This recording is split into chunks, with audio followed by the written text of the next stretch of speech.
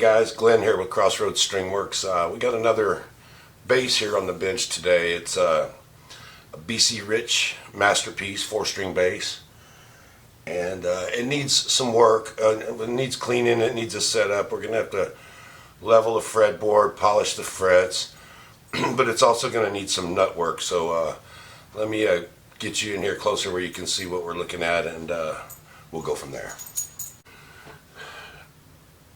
Hey everyone, before we go any further, I just want to apologize in advance for the my voice is still messed up, my throat and my sinus pressure, so if you hear me breathing on the camera or on the video, I'm still trying to get over being sick. I've been sick for a while and I'm getting over it, but it's pretty rough. It's had me down for over a week and a half, so I'm just coming out the other end of it, so please excuse that. I'll try to keep it down, but sometimes I just can't help it. I'm still sometimes having a hard time breathing, being clogged up and everything. So anyway, I just wanted to let you guys know I apologize in advance, and hopefully you can enjoy the video despite my trying to get over this illness. So thanks for any understanding. Alright, so here it is, the BC Rich. It's called a Masterpiece. It's kind of a quilted red finish. Everything seems to be in pretty good order down here on the body, but if we get up here on the neck, and I don't know how well this will show up, but we can try it. It's hard to tell from that angle, but there's quite a bit of debris on the neck, on the actual fretboard. It's hard to do that from that angle, but hopefully we can get in there and see some of it. Anyway, that's not the biggest problem. It's pretty clean. You know, we can clean that up, and then we're going to polish these frets and so forth. But where the issue is really at the moment is going to be down here at the nut. It's hard to tell, but they're really low at that first fret action. They're just almost resting on that first fret. So we're going to see what we can do with the nut, and if we have to, we'll just put a new one in, and then we'll just do a full reset, you know, set up on the bass and get it back in shape. This one, actually, if you watched the video before of the Billy Sheehan bass, this that we did for Frank, this is actually another one of his basses that he uses in shows. So we got his Billy Sheehan like he wanted it, and then now he wants to go through this one and get it all set up and playing right and to his liking. So stick around here in a little bit. In a minute I'll be back and we'll get the strings off of it and take a look at that nut and do some cleaning up, fretboard cleaning and fret polishing. And I won't do everything on camera because it's kind of monotonous, but I'll show a little bit of each so that you have an idea of what we're doing to it. So we'll be right back. Okay, so here we are back down at the other end here. I was wanting to show you guys what we're up against here on this nut. It's just been worn and filed so deep that the strings are so low at the first fret that buzzing is really bad. So what we need to do is we're either going to find another nut for it, or if we have to, temporarily shim the nut until we get one that can get in here. Its parts supply right now is getting kind of ridiculous, really. So I guess the bottom line is, so I want to do some checking here, and I have done some checking. What we'd like to see here is somewhere around 18 to 22 thousandths between the string and the top of the fret. This is 3 thousandths, this feeler's gauge, and it's raising the string, so it's less than 3. It's just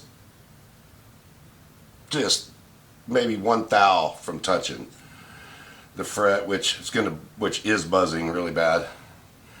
And on this side, we're looking at right at 8 thou. So that's way too close. For as much as these strings move on this instrument in that elliptical pattern like strings do, that's just not enough clearance there to allow for that movement, for that pattern to happen. So what we're going to do here is we'll get the strings off of it. I checked the relief on the neck earlier, and it's at about 3/1000ths, which I don't know how we'll do on that. I mean, it may be okay once we get it up enough off the string, because that's quite a bit to come up on this end. You're looking at least 10/1000ths. So by doing that, we might not have to put any more forward bow in it. It's not much at all. It's pretty straight, and it's under tension right now. So we will. Now this customer wants to reuse these strings because he just put them on shortly before bringing this over to us. So what we're going to do is we're going to get these off of here, and let's see here. I believe typically I can get them off like this pretty easily, get the nut out pretty easily. There it comes out. So we're gonna have to get online and see if we can find a replacement nut like this in a black tusk. If we cannot, then we'll try to use that one and shim it up until the new one can be ordered and can get in here. And in the meantime, I'm gonna get set up here and we're gonna polish all these frets. They don't look real bad. They have a little bit of wear, but they're not in any need of doing a full recrowning on them yet. So we're not gonna do all of that. We're just going to clean them up, polish them up, and then there is some gunk and sweat and whatever else is on this fretboard. I can see it. It's hard to see it on camera, but you get the right light at the right angle and you can see it with your eyes. So yeah, we're going to get this all cleaned up. We're going to polish these frets. I'm going to level the fretboard, scrape it all clean, then oil it, and hopefully we can get another nut in here pretty soon, and we'll get that on there and get this thing all set up and ready to go back to work. So stay tuned, and I'll bring you back in just a second, and we'll get started on these frets. Okay, so we're back, going to get started on these frets here. Basically, I use tape. Some people use the fret protectors and whatnot, but I use tape on them. It's just as fast, and I can move the tape down, so it's not like I have to use fresh tape on every fret, you know. So I already have these pre-measured, so that's why they're going on there so quick and easy. But anyway, I'll get one more on there. This will be enough to get us started. I'm not going to keep you all for all of these because it's all pretty repetitive. Once you've seen it done, you've seen it done. So we're going to use the semi-chrome polish. Really good stuff. Use it all the time. It works really good.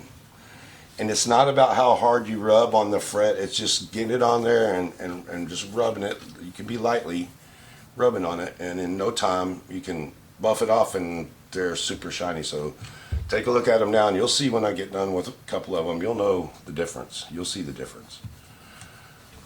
I have this on some other videos as well too, I think, so at least one other video. Try not to get too repetitive, but you can see it already starting to change colors. The polish is starting to get black. That's all the nasty stuff it's getting off of there. And in a minute, when we wipe it off with those paper towels, you'll see a significant difference in the finish. And like I said, I'm not pressing real hard. I'm just it's more about rubbing it in good, you know, than it is about putting a lot of pressure on it.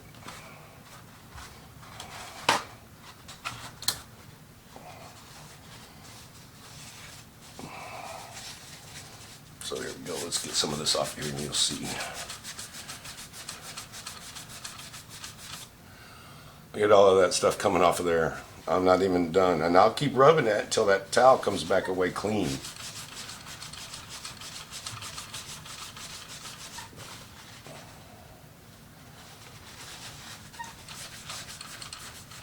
I just keep switching to a clean place on the paper towel until, see, it's still getting it off. Getting that stuff off of there, so.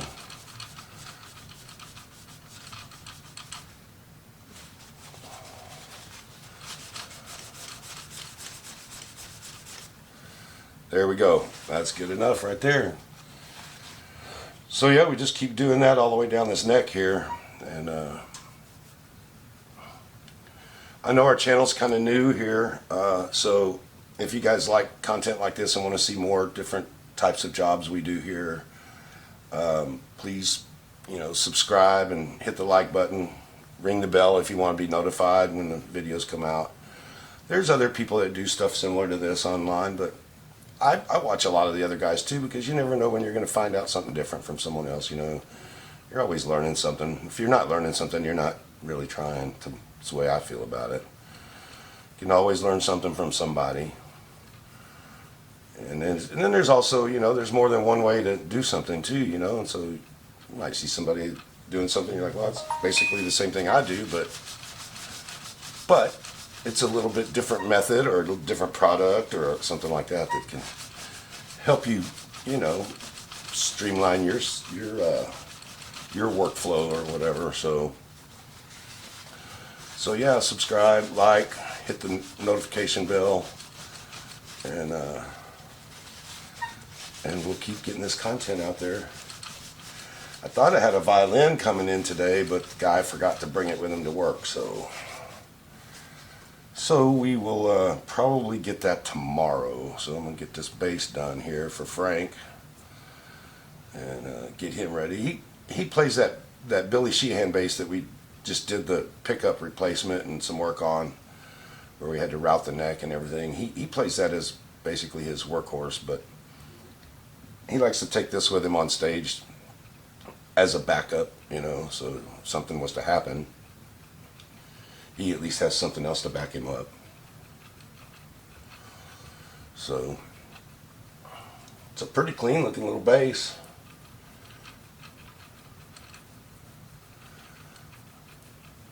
And these look like glass now. They're super clean, and they won't stay that way for a long, long time. But, hey, I'll tell you what will help them stay looking good is if a person will take the time to wipe the guitar down, wipe the instrument down after every time they play, whether it's just practicing at the house or on stage or whatever. I tell customers, look at all this stuff that's coming off of here. I tell customers that all the time. Hey, if you want to save some work and some labor later down the line, if you just wipe it down, it'll save on your strings. It helps, because you're getting oil from your skin and sweat and whatever else, beer or whatever on there, and so just if you could just wash your hands before you play, wipe it down when you're done, and that can save a lot of this kind of stuff from having to be done as frequently. So I'll finish this one more, and then I'll cut this off and I'll go on down there and get the rest done. I'll bring you back when we start scraping and leveling this fretboard. We're not really leveling it. We're going to scrape it, but we're going to follow the radius because we want to maintain the radius of the fretboard. And you don't have to just gouge it out. This one doesn't have big, deep divots in it. It just has some gunk on there that needs to come off of there, so we can get the oil on it and get the fretboard oiled and conditioned properly. So yeah, it's not about hogging it out. It's just about getting that surface gunk off of there that doesn't belong, and getting down to that wood where you can get that oil on there and it can get in there and protect that fretboard better. So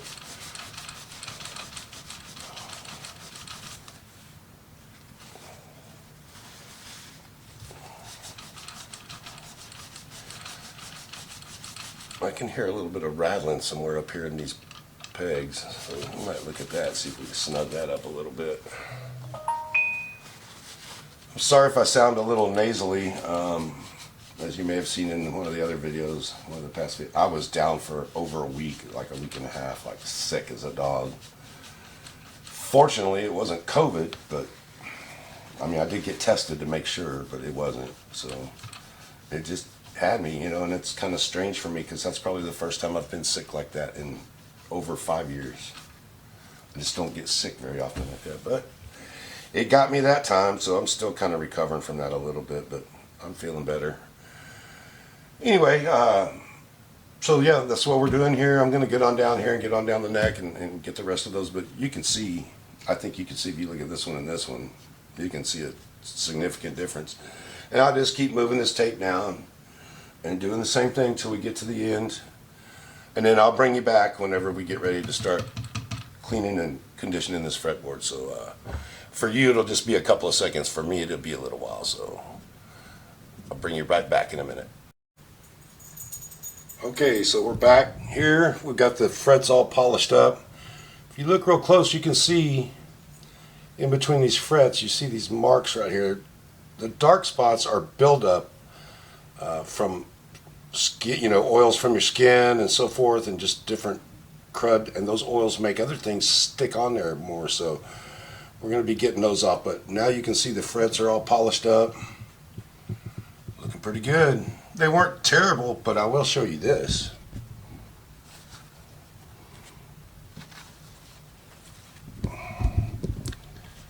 This is what came off of them during the polishing.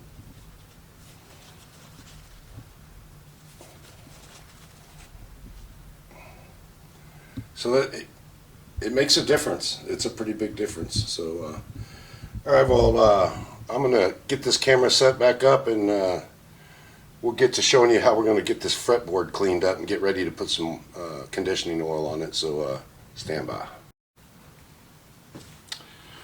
Okay, so here we go. I'm gonna take a fresh single edge razor blade, and the goal here is to scrape this nice and even, and also you got to use some eye to hand coordination here, because you want to also follow the radius of the board. We're not trying to make it flat, we're just trying to clean it. So we're not really digging in and gouging it out, we're just going to lightly scrape, and you'll see all the stuff that comes off of there and the difference of the condition of the wood underneath all that mess.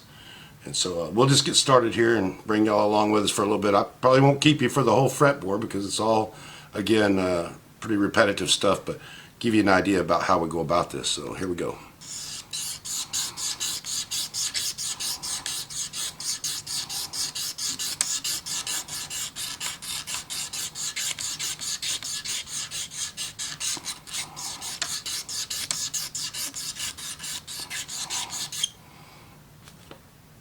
So try to bring you up here a little bit, see if you can see down in there. Right here. I don't know if you're going to be able to see that or not, but we'll try it. But all of this debris and all this mess that I'm brushing off right here, you can see this nice fresh clean fretboard underneath there, and I see a couple little spots where I could go a little more, so we'll do that.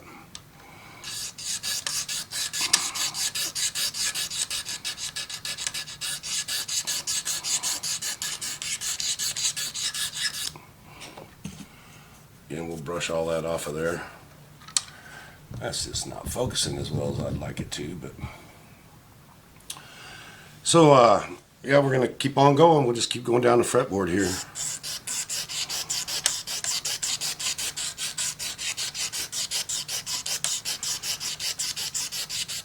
And like I said, we're not really pushing real hard. We're just trying to get all that surface mess off of there so we can get down and get some oil onto the fretboard. And it's going to look a lot better too. It's better to condition the fretboard, and aesthetically it'll be a lot nicer looking. The wood, the grain in the wood's going to pop really good when we get it oiled up. So that's pretty much what we're doing. I'm going to pick you up and bring you over here for a second and show you the differences here. There's a couple other places right here, maybe a little bit.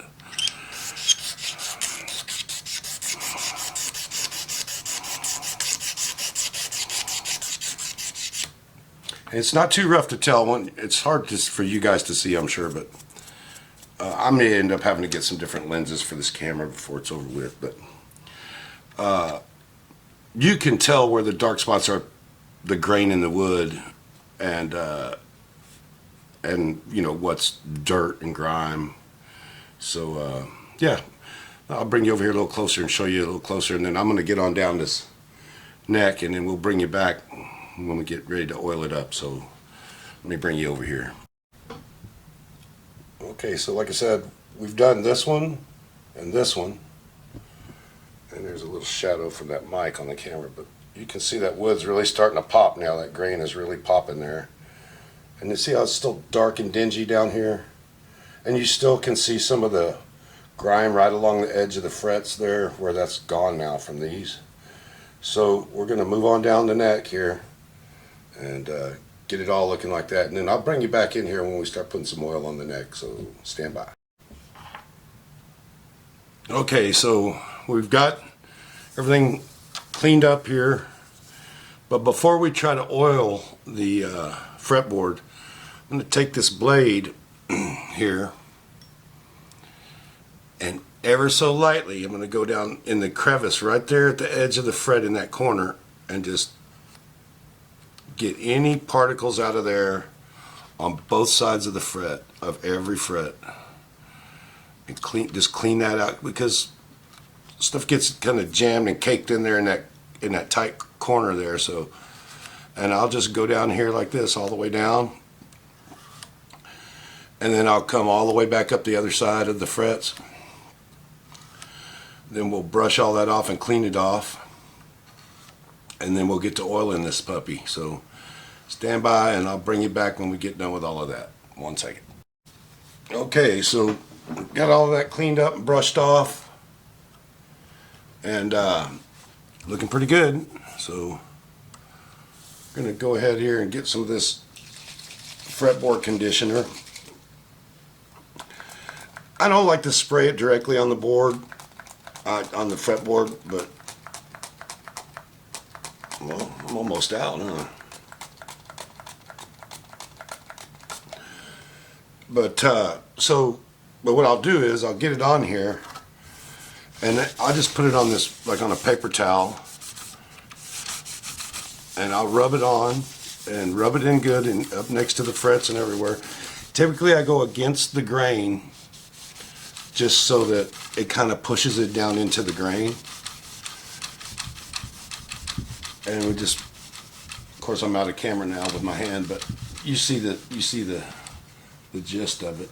You just get it on there real good, and boy, you can see it. It's soaking it up. I don't know if you guys can tell, but it's soaking it up pretty good. And I'll let that sit on there for a few minutes. Not a long time, but just a few minutes. And then we'll wipe off any excess.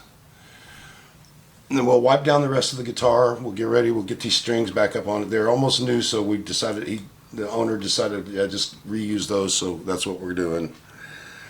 And so yeah, we're going to let this sit for a few minutes, and then we'll wipe it off, and I'll get you turned around here where you can look at it, and I think you'll agree that the fretboard is in much better condition now than it was when we started. So, and this thing is heavily played. He plays a lot of shows. He plays with 3 or 4 different bands, and he's playing out almost every weekend, sometimes twice a weekend. And so his instruments are used. I mean, he uses them on the regular. So we'll I think that's probably been about long enough. It's soaking it up pretty good. So we're just gonna wipe it down.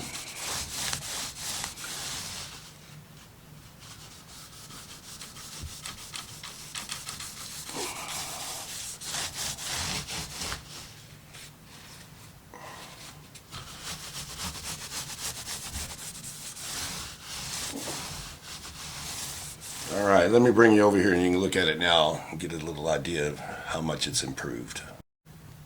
Okay, there we go. I think you would probably agree that that looks much better than it did beforehand. You can see the grain just looks a lot more healthy. It's popping. You can really see it real nice. And it's not all dried up. And it doesn't have all that build up on it. So that's pretty much it. So I'm gonna have to. It's gonna take a while to get this nut if we get a new one, because I've already checked around and the one that we need is not available at this time. So I'm gonna shim this nut and then put those strings back on it. And I'll bring you back for some of that in a minute. Okay, so hopefully you guys can see down in there a little bit, but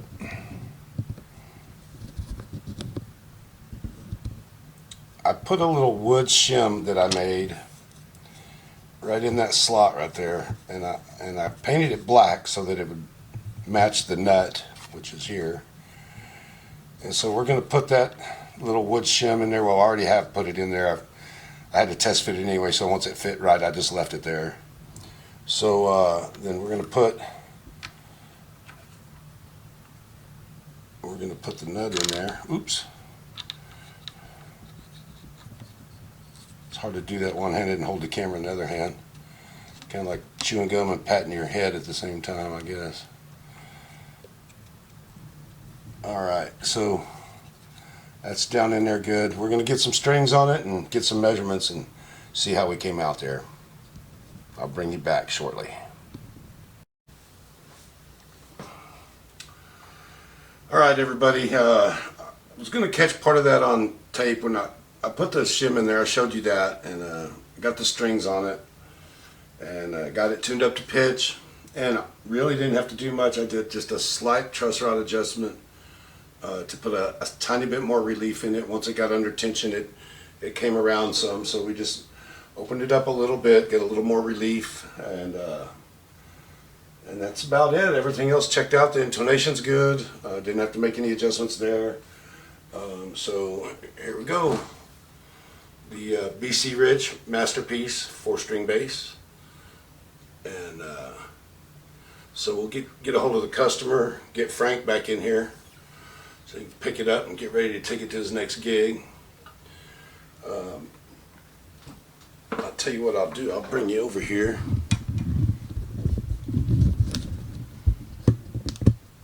And you can see it a little better under the light once it's put together. Get my fingerprints off of there a little bit. I'm handling it, but anyway. So yeah, the fretboard looks a lot better now. Frets are all polished up, looking good, as I showed you before. It's all strung up and cleaned up and ready to go. So thanks for watching, you guys, and if you like this kind of content, please like and subscribe. Maybe hit the notification bell if you want to be notified when we put some more content out. But there's another one done, and we'll just wait for the proud owner to come pick it up and put it through the paces. So all right, till the next time, y'all take care, be well, bye.